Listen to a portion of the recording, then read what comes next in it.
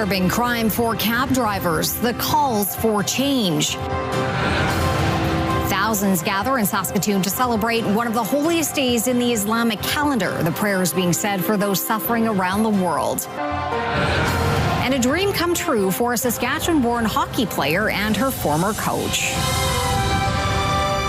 This is CTV News with Chantel Saunders. Good evening. City Council was looking to make some changes to how taxis operate in Saskatoon, but safety and pricing concerns put the brakes on any updates. Keenan Sorokon has the details from City Hall. As part of a review to fix regulatory issues with taxi operations, the city was proposing 8 changes to the vehicle for hire bylaw. Some were housekeeping items and some involved larger changes, but not listed among them were any safety protocols. It was just a couple of weeks ago we were sitting here in committee and a gentleman came to do a presentation, and just the other day he was shot in the face with a pellet gun. So my concern, I'm in favor of looking at these things. I want to know when, because these drivers need security now. Unlike rideshare companies, taxis need payment after a fare is complete, and there have been more confrontations about payment once a fare arrives at its destination. The city is looking for administration's thoughts on plastic guards or having prepayment options like you see at a fuel pump to increase safety. But more regulation isn't the way forward for every councillor. My preference is that we actually have less regulation over a private enterprise than more. So I think what I'm going to be looking for is us to find a balance between ensuring there's driver safety and us writing a bylaw about it. Another sticking point was fares for large vehicles. Currently, vans cost 1.5 times more than a standard car, but the multiplier is enforced at a driver's discretion, so the city wanted to make a large vehicle rate starting at $9.50, which is double the regular rate for fares involving 6 or more people. But any change still doesn't account for the added costs of operating a van compared to a car, something councillors also wanted to look into. In some way, we should be reflecting that in the rates that are charged for large vehicles, especially when either people have way too much stuff or they specifically request it. Ultimately, all decisions were deferred until September, when options of how to address the large vehicle disparity and safety can be explored. Keenan Sorokon, CTV News, Saskatoon. A 28-year-old man from Calgary has been charged with human trafficking following a 6-month investigation by several law enforcement agencies. Police say a woman was allegedly trafficked across Western Canada in communities including Regina between December of 2023 and November of 2025. The investigation, dubbed Project Anchor, brought together Regina Police, Calgary Police, and Alberta's Human Trafficking Enforcement Unit. More than 30 officers were involved in searches of multiple homes, a business, and a vehicle connected to the case. With regards to human trafficking, very rarely would we ever see just one victim. We would believe that there are several victims out there, so hopefully holding somebody accountable gives somebody, I guess, an avenue to maybe now reach out to police, and we would encourage them to reach out to their local police agency. Saskatoon firefighters were back dousing hot spots at a fire on the western edge of the city. Crews were called yesterday afternoon for a grass fire near Highway 7 and Township Road 364. Dry conditions and the strong winds made fighting the flames difficult. Crews were at the scene for several hours with additional resources at the scene today. Yesterday's fire, not the only one crews are battling in this extreme heat. As Donovan Mace reports, officials have increased the province's fire risk to extreme, with concerns being raised about what conditions mean as we head into wildfire season. As temperatures and the wind pick up across much of Saskatchewan, so does risk of sparking wildfires. This is that touchy time of year. The changing conditions putting several areas of the province on high alert, including the Melville area. Things are dry, and you've got all the brown, dead grass, and before things green up, right? So in the rural fire world, that certainly is a concern. Hot and dry conditions are severely increasing fire danger across the province, and according to modeling by the Saskatchewan Public Safety Agency, the majority of the province is listed under extreme fire risk, with portions under high risk as well. Conditions prompting 16 rural municipalities and 7 urban centers to implement fire bans as of Wednesday afternoon. Fire bans are fire bans. You know, we don't put them on lightly. I never put a fire ban on unless I absolutely have to. Under those conditions, the landscape could be conducive for the ignition of wildfires. The high winds at times gusting to more than 70 kilometers an hour, only adding to the risk. We do work collaboratively to identify when there are extended periods of hot, dry, and windy conditions. So we do closely with the SPSA to determine when there are heightened fire risks. As of Wednesday afternoon, crews are battling 4 blazes in Saskatchewan, mostly in the north. However, the 68 fires to date is down significantly from the more than 200 Saskatchewan had at this time last year. Still, Chief Buckingham reminds all residents to stay vigilant and fire safe. Having that tank of water on somewhere near your farm, if you have the ability to do that. Always keeping a fire extinguisher handy because something small turns into something big in the blink of an eye. The SPSA adds most areas of the province are in desperate need of rain, and without it, fire conditions will only worsen and increase the overall risk. Donovan May, CTV News, Regina.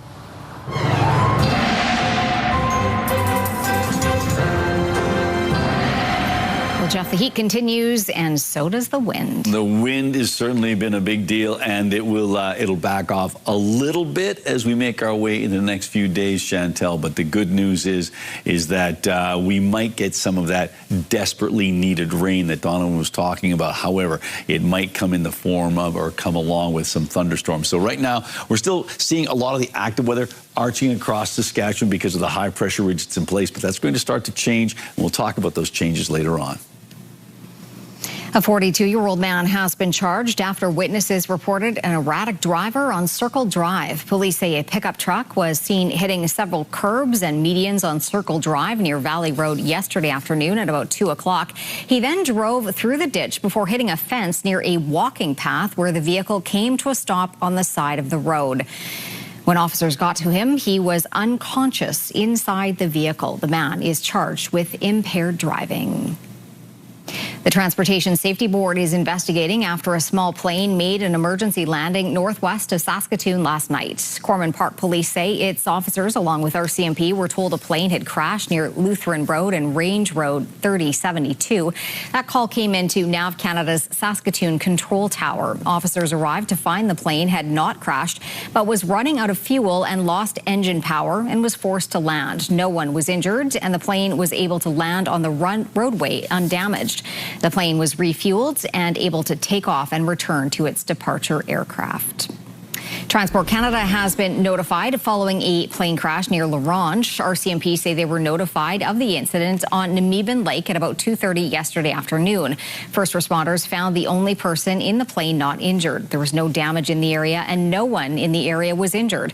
RCMP say the incident is not criminal in nature. The funeral industry is an ever-changing one. Hundreds of professionals gathered in Saskatoon to learn about the new aspects of the business that helps people say goodbye to loved ones. Hallie Mandrick has the story. Death care professionals from across the country gathered in Saskatoon for the annual Funeral Services Association of Canada Summit and Exhibitors Showcase.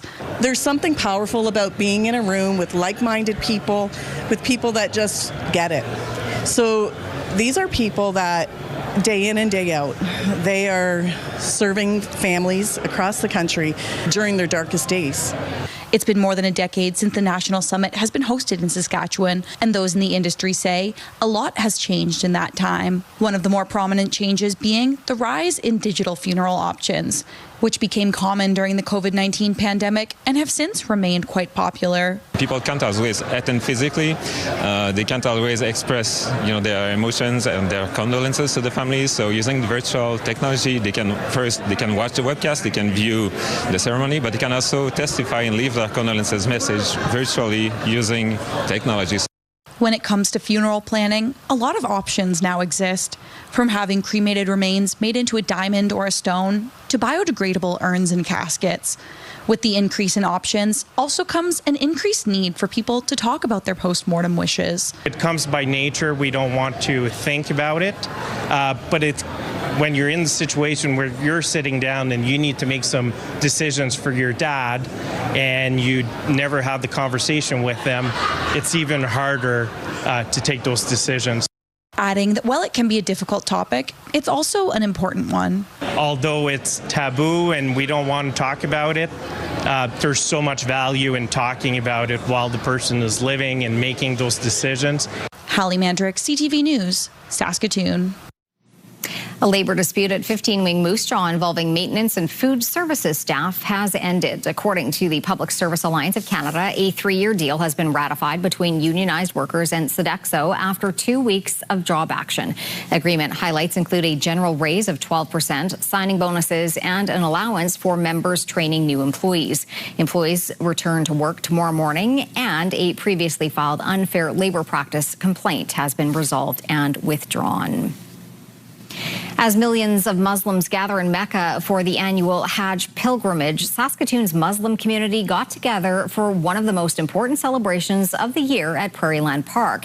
It's called Eid al-Adha, and with a number of growing Muslims calling our city home, one building can't house all the people taking part. Carla Shinkrick explains the significance behind the gathering and how thousands marked it here. Rows of worshippers from around the world bowing together in prayer and families joining in celebration for Eid al-Adha. It's celebrated at the end of the pilgrimage, the Hajj pilgrimage, which is the annual pilgrimage that Muslims make to Mecca. This is expected to be the city's largest Eid congregation. It's one of the 2 biggest celebrations in the Islamic calendar. It's really special for everyone to be here today to participate. Muslims from nearly 70 different countries represented, and the clothing reflecting that. You'll be able to see people from all sorts of backgrounds, every different walk of life, every corner of the world, a dozen different languages being spoken at the same time. Muiz Rafiki says some people attending are devout Muslims, while others just come out for big celebrations like this. And it really is beautiful to see that all of these people, different ideologies, different ways of life, different points of view, they're coming together for something that's important enough, special enough for them that we can unite. The holiday commemorates the story of Prophet Abraham and his family, figures revered in Islam for their faith and perseverance. But celebrations this year are also paired with reflection, with many holding people suffering in places like Gaza, Lebanon, and Sudan in their prayers. 2 prayer services were held at Prairieland to fit the estimated 12,000 people. With a significant influx of Muslims to Saskatoon over the past few years, this organizer says this wasn't the only prayer site. Now, alhamdulillah, there's so many people that we have to have multiple prayers around the city. From here, families continue the celebration at home. Exchange gifts and just spend the day eating food and spending family time together. All of it serving as a reminder of faith, community, and togetherness. Carla Shinkrick, CTV News, Saskatoon. Prince Albert's Caitlin Willoughby says she's still riding a high after the Montreal Victoire drafted the Ottawa Charge to win the PWHL Championship. As CTV's Stacey Hine tells us, the moment was made even more special with her former university hockey coach in the stands to watch the victory.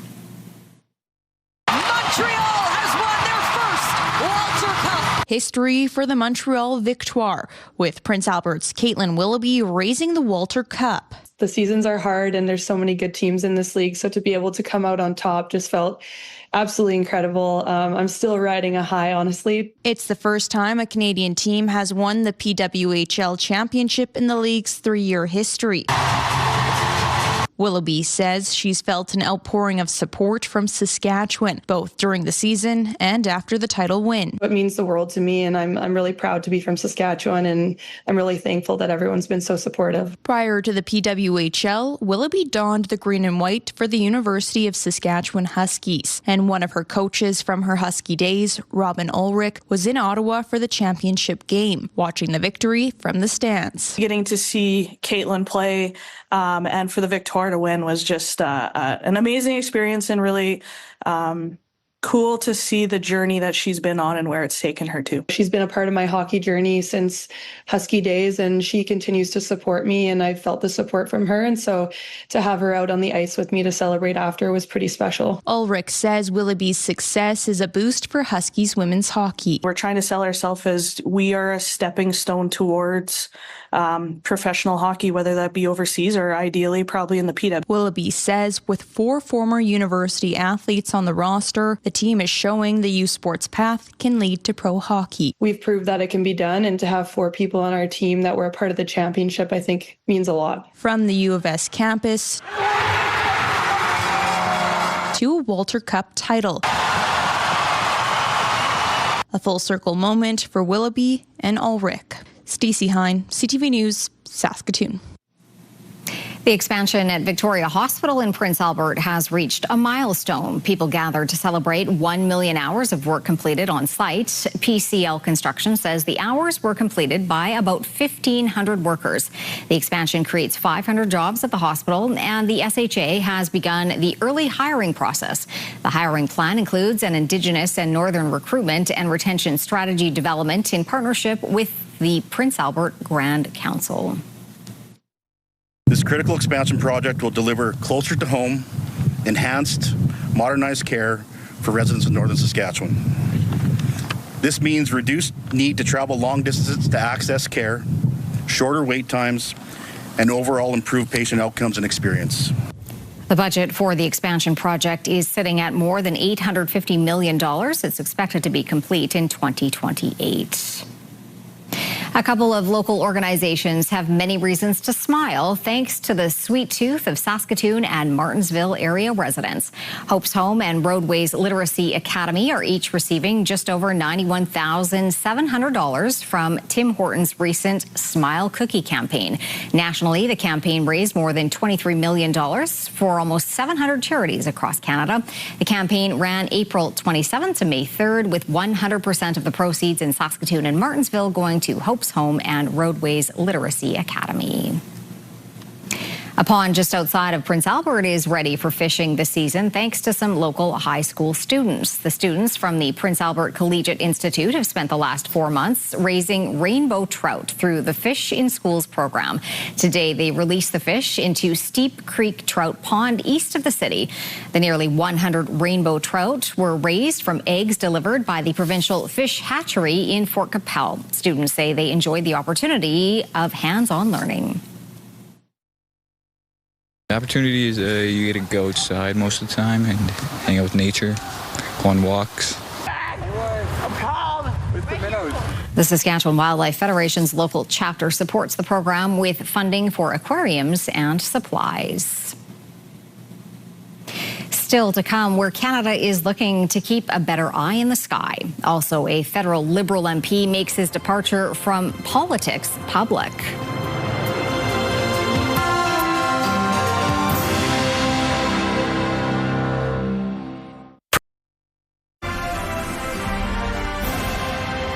You're watching CTV News live from downtown Saskatoon. Thanks for staying with us.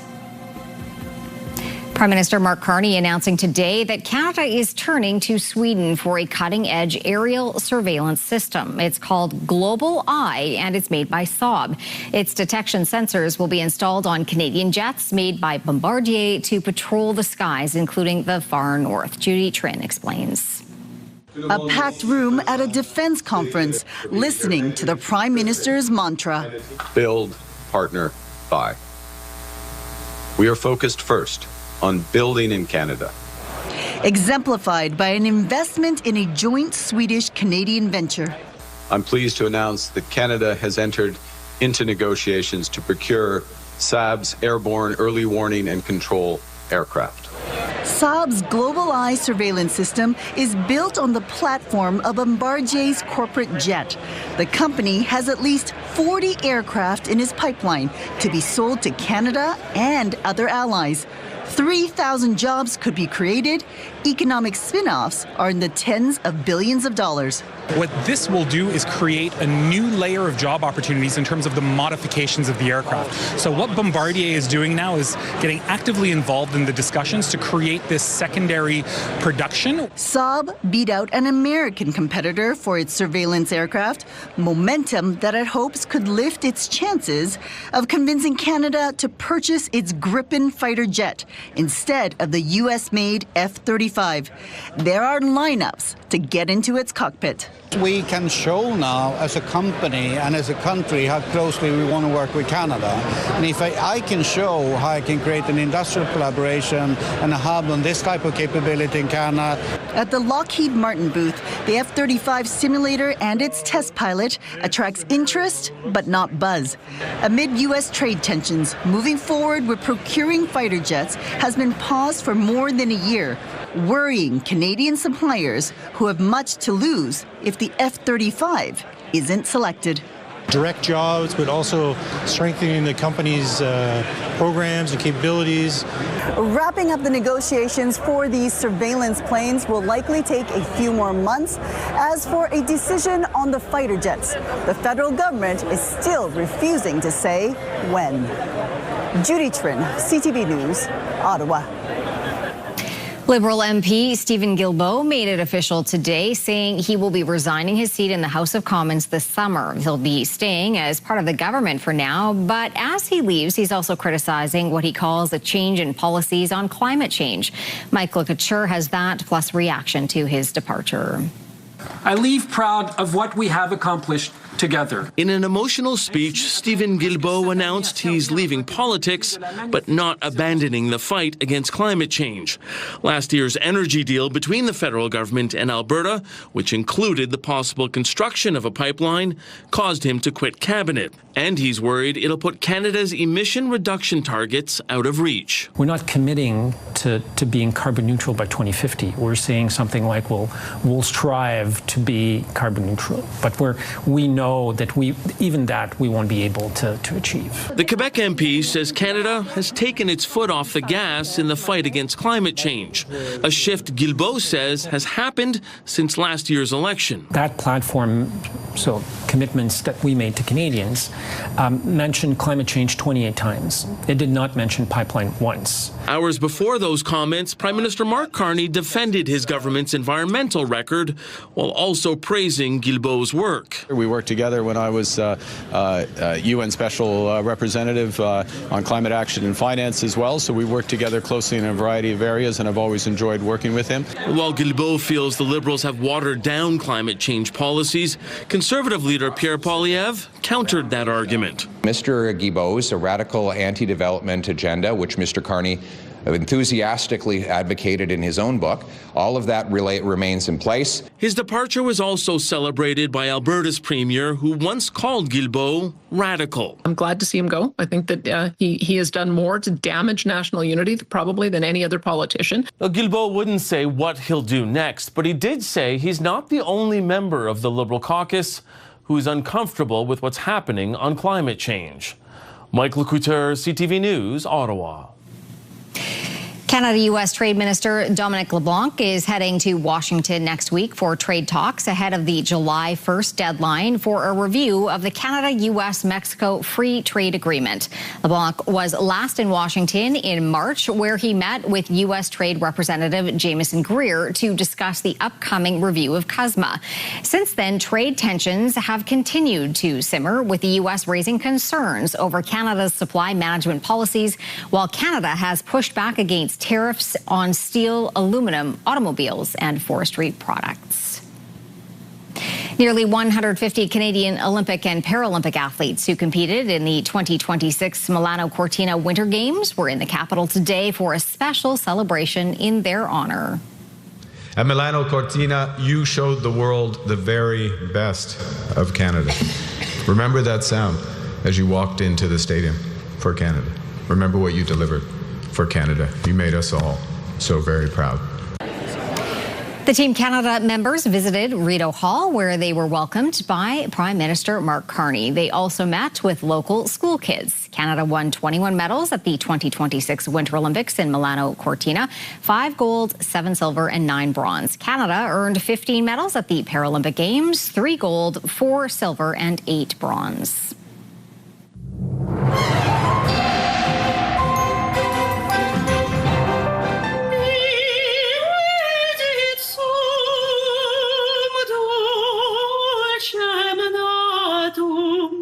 Hi, my name is Katarina Khartova, and I'm inviting all of you to join us for the Saskatoon Symphony Orchestra's final concert of the season, Finding Light, taking place on May 30th at Knox United Church. For more information, head over to saskatoonsymphony.org. We hope to see many of you there, and it will be an absolutely beautiful evening. So, Jeff, what's the weather going to be like? Well, we might have some inclement weather during the day, but people will be indoors enjoying the music at Knox United Church. But here's what we have in store as we roll on to Saturday. There's a slight chance of some showers, maybe a risk of a thunderstorm, but right now just concentrate on the upside. That 40%, 60% chance there won't be anything like that. It's going to be a hot day, 29 degrees. It'll be a little cooler as we head into the early evening hours of 7:30 on Saturday night. For more information, saskatoonsymphony.org. Now on to our current temperatures. In Saskatoon, it's 30 degrees, the same in Prince Albert, and 31 in the Battlefords. It's still quite breezy, quite windy in all 3 locations, and those are the sustained winds, stronger wind gusts in many locations as well. Let's take a look at the almanac for Saskatoon. 31 degrees for a high today, 11 degrees above the seasonal average of 20, 37 degrees. That was the record set in 1936, the record cold temperature, once again from 1947, and once again -4 degrees. And the sun's going to go down at 9:12. Coming up, Habs fans try to get their hands on hockey merchandise. A look at where NHL playoff pucks are rolling off the line in Canada.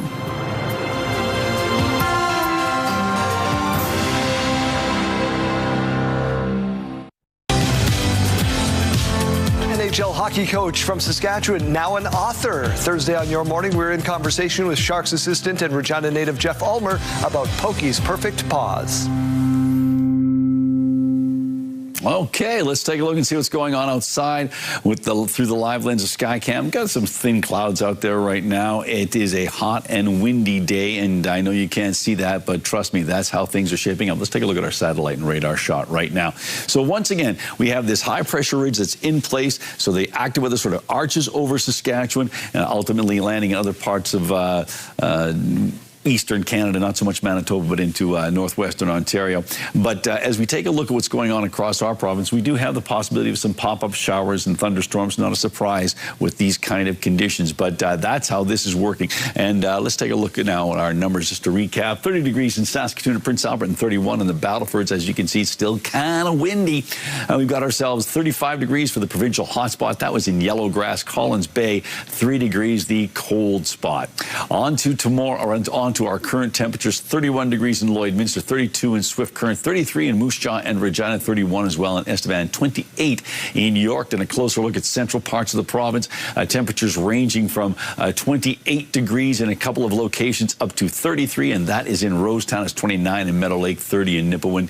Up north, hot there, pretty warm. 17 degrees in Stony Rapids, but it does warm up to 26. That's in Buffalo Narrows. It's 24 in the Ronge, 23 in Sandy Bay, Island Falls. And down south, not exclusively the club of 30 or hotter, but certainly a lot of places are at that temperature. Broadview, Melville, and Last Mountain Provincial Park, they're all in at 28 degrees. Everyone else is at 30 or warmer. 33 right now in Outlook and Elbow and in Weyburn. Now on to our futurecast. So the computer modeling indicating, and you can see those pressure lines starting to gap a little bit more. So that means we are going to see a bit of a less windy situation on Thursday than we have had for the past couple of days. But once again, not a lot of active weather, and that which is showing up likely due to daytime heating as we make our way into tomorrow afternoon. We do have some severe thunderstorm watches to go, warnings and watches to go along with the heat warnings that are in effect now for Alberta, Saskatchewan, and Manitoba. The areas that are in the watch box or the warning box, that's in and around the leader area. So we'll keep our eye on all of that, but not a surprise given the heat. 28 degrees for La Ronge and Stony Rapids and Key Lake, 26 for Buffalo Narrows tomorrow. Temperatures are even hotter in west central Saskatchewan, getting up to 36 degrees in Rosetown, 36 as well in Outlook, 34 for Leader and Swift Current, 32 in Maple Creek, and then 36 degrees for Yorkton, Regina, and Moose Jaw, 34 in Estevan, and all these locations expecting winds that are gusting up to around 60 kilometers an hour. Temperatures of 36 degrees in Melfort, Watrous, and Humboldt, 37 in Hudson Bay. So Hudson Bay really hot tomorrow, and they're not often the case compared to everyone else. 18 degrees overnight for the Battlefords with a risk of a thunderstorm and a chance of showers. Mainly cloudy tomorrow. The winds have backed off. And then 32 on Friday and unsettled conditions right through to Tuesday, particularly on the weekend, expecting some rain and a risk of a thunderstorm on Saturday and Sunday. Prince Albert's overnight temperature, 19 degrees. Possibility of some smoke in the area of wildfires in Alberta. And tomorrow's high, 36 degrees, 34 on Friday, Saturday 30, and then a chance of showers and a risk of a thunderstorm on Sunday and Monday. And Saskatoon, possibility of a shower or a risk of a thunderstorm. And then the winds still sustained as we make our way into tomorrow. Starts backing off tomorrow afternoon a little bit in the Saskatoon area. 33 on Friday, and then some unsettled conditions Saturday, Sunday, and Monday. A chance of showers and a risk of a thunderstorm all 3 days, and then cooling off in the early part of next week. Is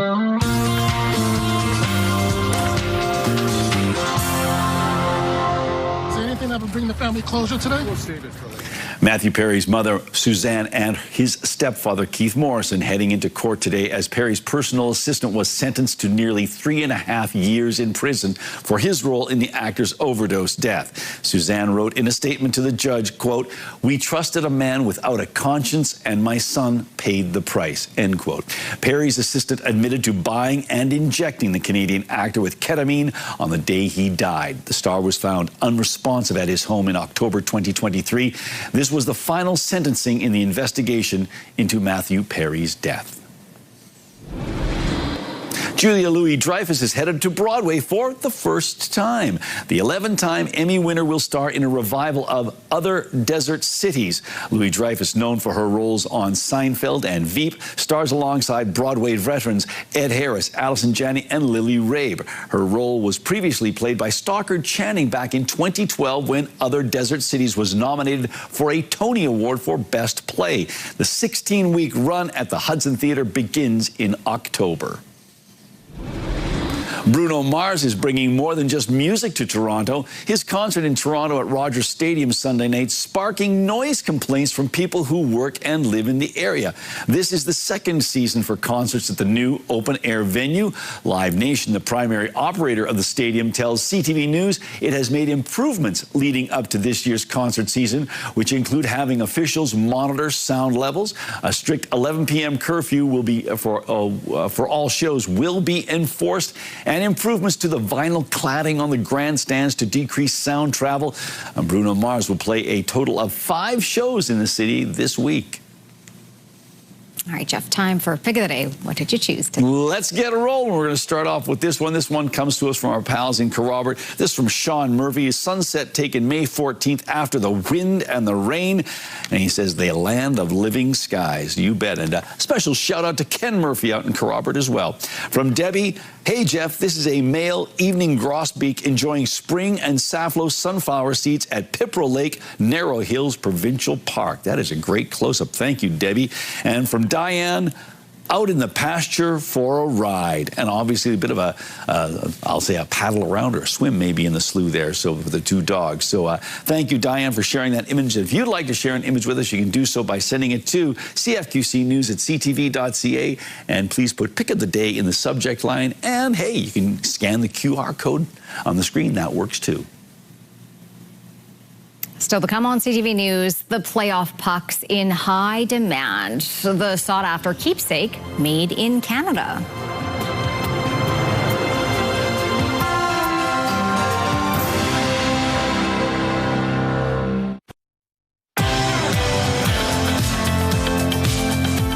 Your Morning Minute, presented by Cockwell Group. Well, when it comes to farm realty, no 2 deals are the same. Ag specialist Ted Cockwell is here with a growing trend selling the farm in whole or in part and then renting it back. How does it work, Ted? You know, we have quite a few calls over the past few months where people are saying, we would like to increase our cash flow position. We'd like to reduce our debt, but we want to farm the same amount of acres. So what these people are doing is they're selling a portion of their farm, and they're getting me to bring in someone that will buy it and rent it back to them on a long-term basis. Oh, fantastic. And of course, you can get in touch with Ted and the team, your experts in the field, at cockwellgroup.com. Your Morning Saskatchewan airs weekdays 6 to 9 on CTV and Crave.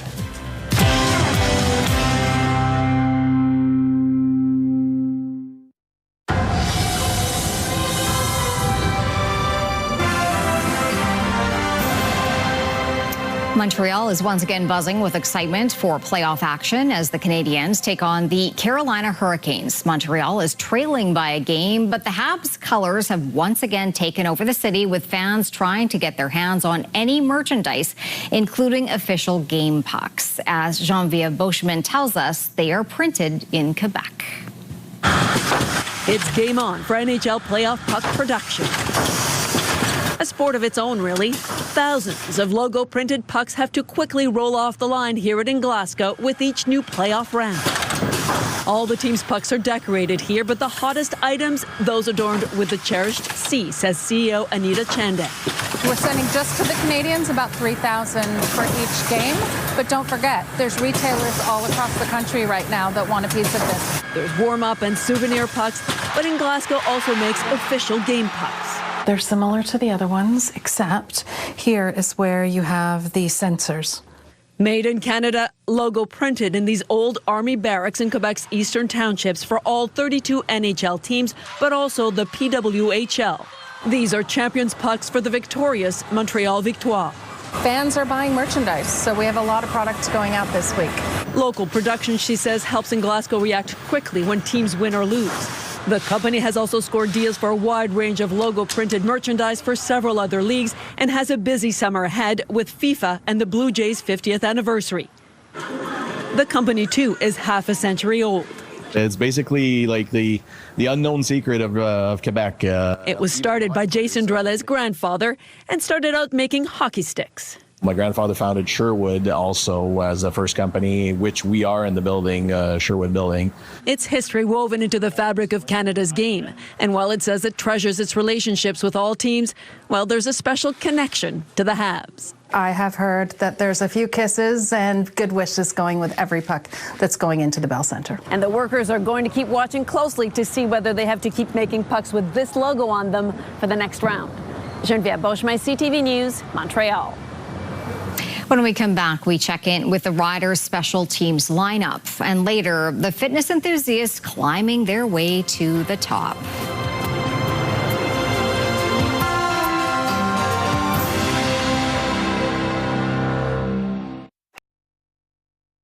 Here's what's happening in our community. French language theater La Troupe du Jour is marking its 40th anniversary with a special celebration and fundraiser on Saturday at Studio 914.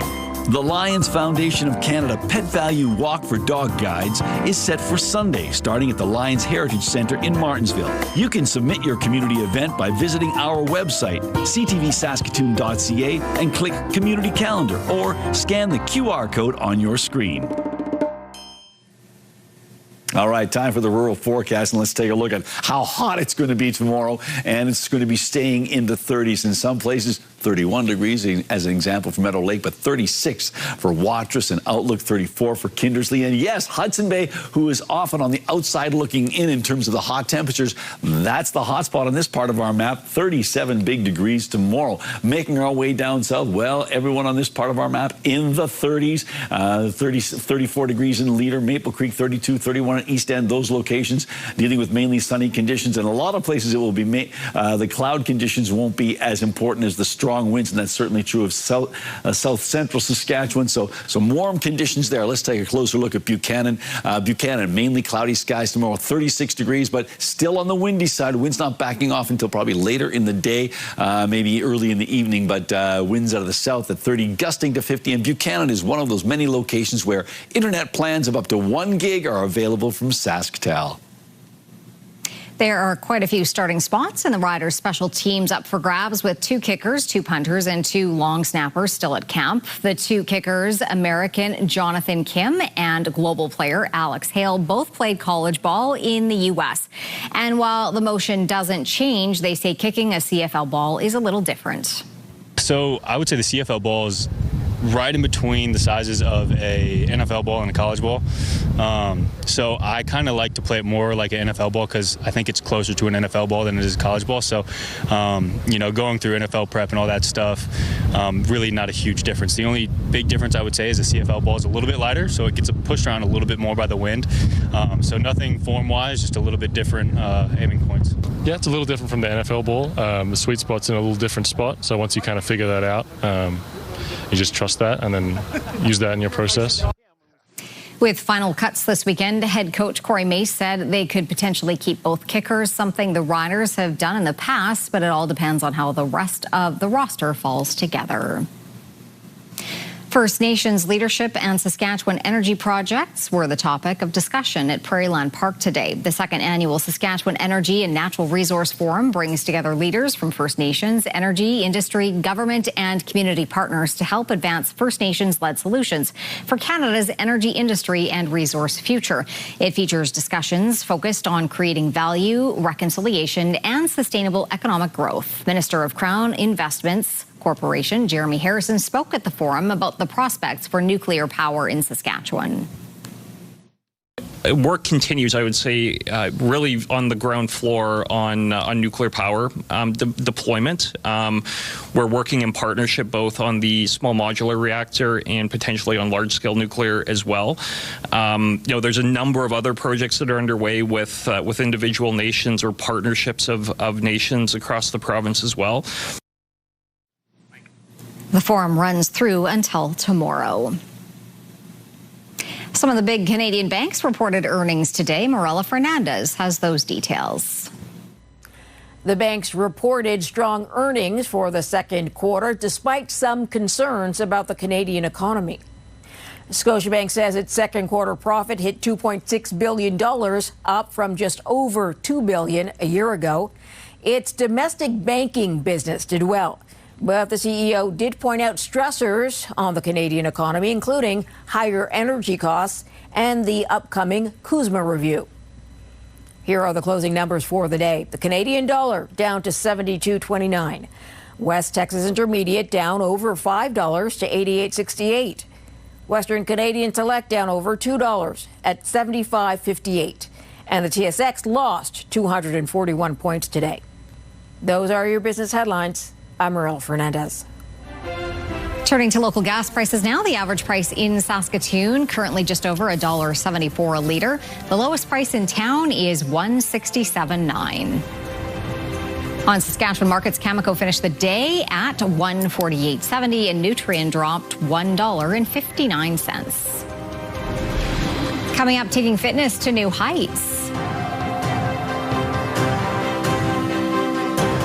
Then, what had a collection of clowns gathered in the streets of Peru? Select Hair Services brought to you by Sage, the beauty bar.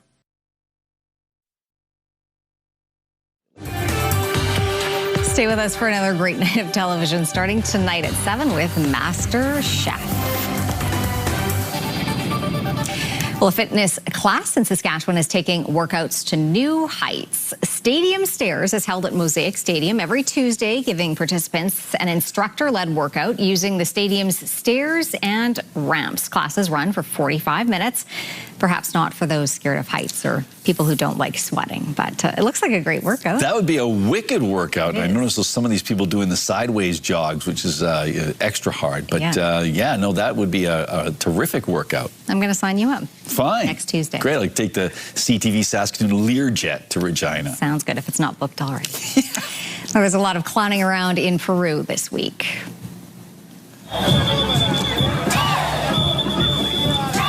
Monday was National Clown Day there. Hundreds of clowns showed up to fill downtown Lima with music, laughter, and of course, oversized shoes. Clown Day in Peru honors a performer who visited struggling neighborhoods in Lima in the 1980s to bring some joy to those communities. So people still spreading the joy all these years later. Terrific. Every day is Clown Day around here. Oh, it is. It certainly is. All right. No clouding around now. Let's take a quick look and see what we've got going on tomorrow. Tomorrow it's going to continue to be hot and windy. The wind starts to back off in the middle, maybe late in the afternoon. So it will be an interesting day again. It's always an interesting day. And is that a bad thing? No, not at all. Well, I'm glad you feel that way. Keeps us on our toes. Thanks for watching.